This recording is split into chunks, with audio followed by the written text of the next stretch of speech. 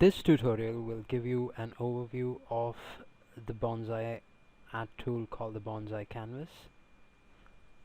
Once you've completed the process of creating an ad, the ad canvas will open up in a new tab. This is where you will build the ad.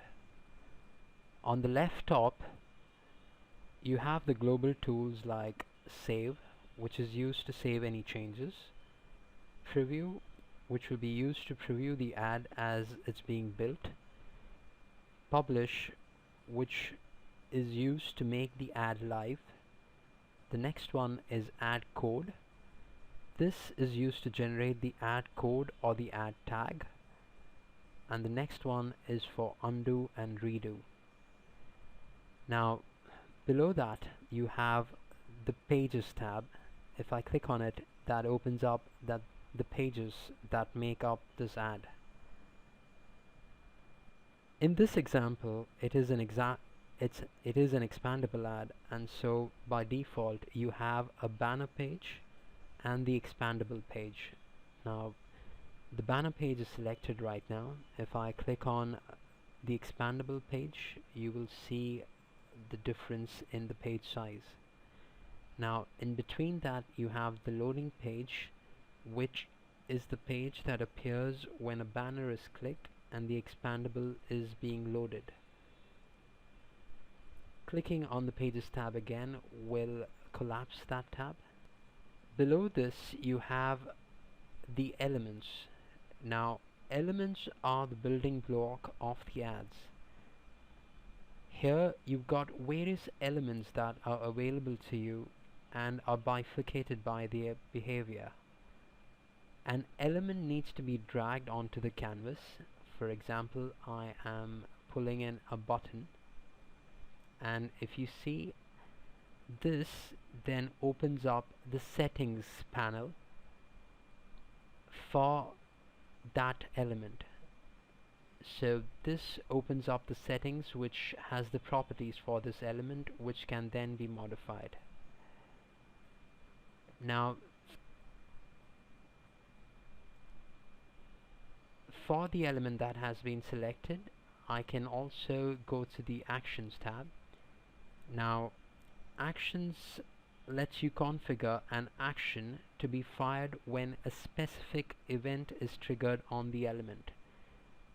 So, for example, on this button, by default it's a none, but I would choose that when this button is clicked, I want an action to happen. So I'm adding an action, and I have a choice of actions that I can choose.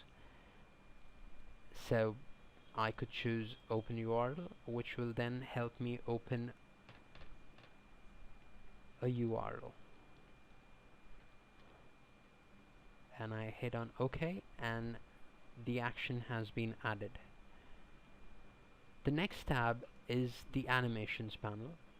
Now, out here you will actually see all the animations that have been set up for that specific page.